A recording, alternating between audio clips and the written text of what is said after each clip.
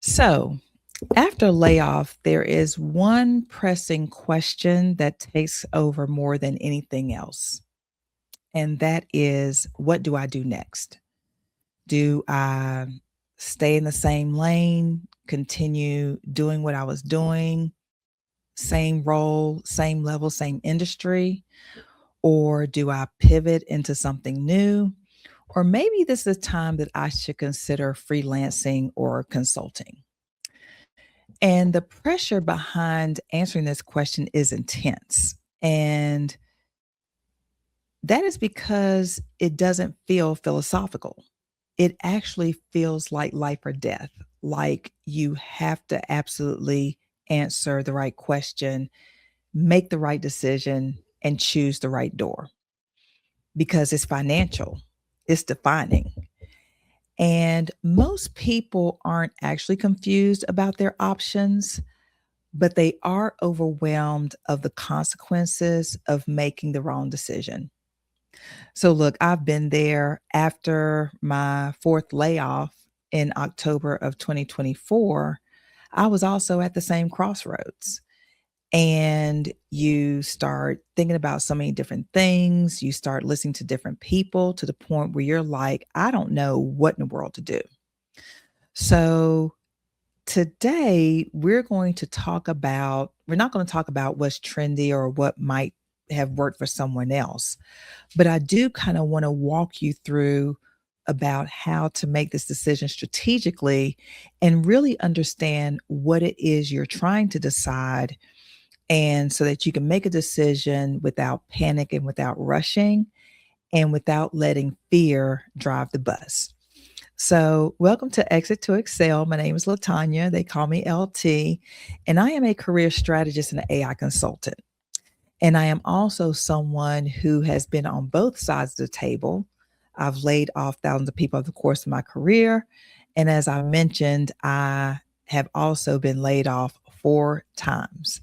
And so I know how things work, and I have been one who has sat in your shoes. So I know the process. I know from the disbelief to the fear to the pressure to the panic. And so these are the things we're going to talk about on this podcast so that you can start getting clarity and making the right decision strategically. So if you aren't subscribed yet, then hit that subscribe button, hit that like button, and send this to someone who can use this information because there's still over 7 million people who are searching for work today that are probably having these same types of challenges. And follow me on my social media. You can find me at Exit to Excel on TikTok, Instagram, and on LinkedIn. And you can also send me a connection request on LinkedIn. I'd love to connect with you. But let's get back to today's discussion and what actually happens after you have been informed of a layoff. At first, there is shock, right? You're in disbelief that this is happening. And even if you've seen the signs, even if you're aware of cuts being made in your company, you never really believe that it's going to happen to you until it actually does. And then survival mode kicks in. And almost immediately, you're feeling pressure. You are feeling pressure from yourself, you're feeling pressure from your family, and you're feeling pressure from the market. And that is pressure to decide what in the world are you going to do now? So you start thinking and asking, well, what is the safest move? What is going to get me to making money again the fastest? And what won't look risky on my resume? What is going to allow me to shorten that gap?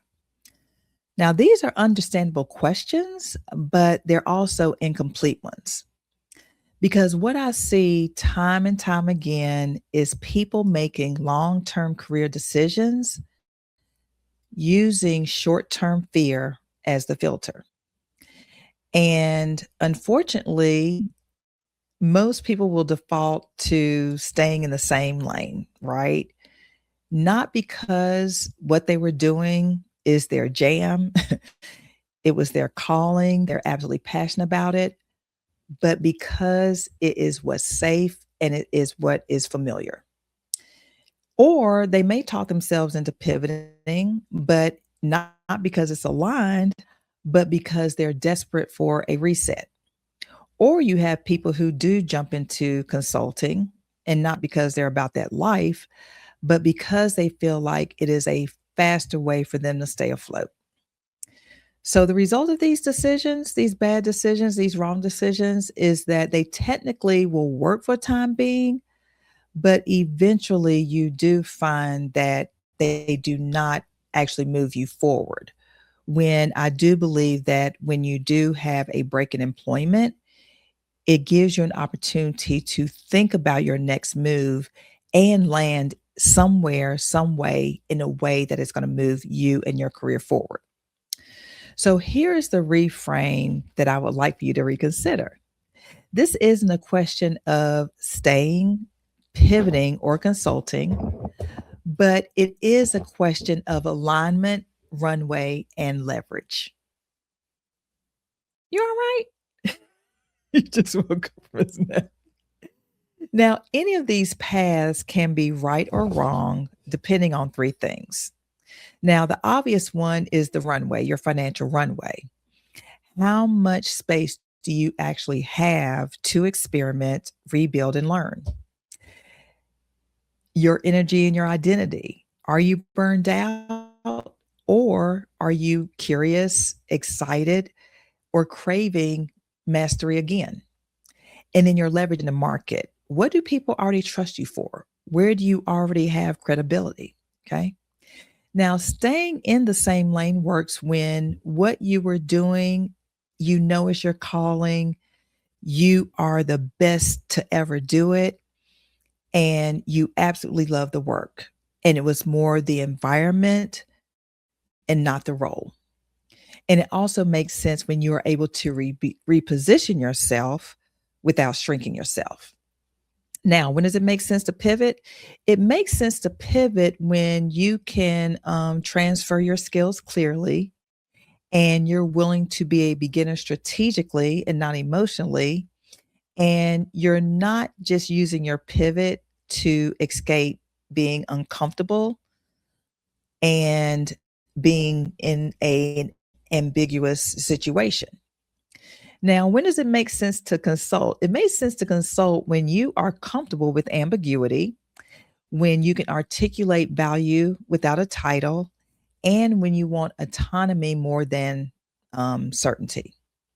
Now, none of these lanes, none of these decisions are inherently, safer or riskier. When it becomes risky is when you're making these decisions without making them from a position of clarity. Now, here's the real cost of rushing into making this decision. And when you allow fear to drive your choice, you optimize speed for fit, you repeat patterns that you were meant to outgrow, and you end up rebuilding sooner than you expect that you would have to. So, have you ever taken a job out of fear, rushing, knowing it wasn't the right fit, only to find yourself back in the job market after a few months because either you figured it out or the company figured it out? That is what we're trying to avoid here. Not getting to a situation where you're going to be right back in the same boat just 3, 4, 6 months later. But when you decide from a position of clarity, you can pursue income and alignment. You can stop apologizing for your experience and you can make decisions you can stand behind, even when things get hard, because you are very clear on what it is that you want and what you want to do. So, this moment isn't asking you to reinvent yourself overnight, but it is asking you to choose intentionally instead of reflexively. Now, if you are in a position where you're at this crossroads right now and you are asking yourself, which lane do I go into at this moment? To pivot, to stay in the same lane, or to consult? I want you to just pause for just a moment before deciding anything.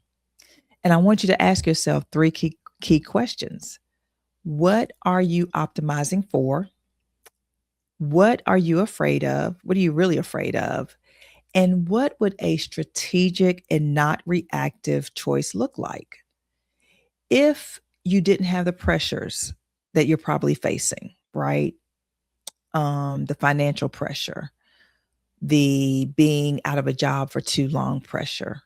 What would your next move really look like? What does your gut tell you? Those are things I want you to think about for a moment and then think about what would be the next thing to get you there. Now, this series isn't, I know this is a different conversation, right? Because a lot of job search, career counselors, we're focused on the tactical things, the tools, right? The resume, the LinkedIn, the networking. And we've talked about those things. We're going to continue to talk about those things. But I think that this is an important conversation to have because your next move is so important.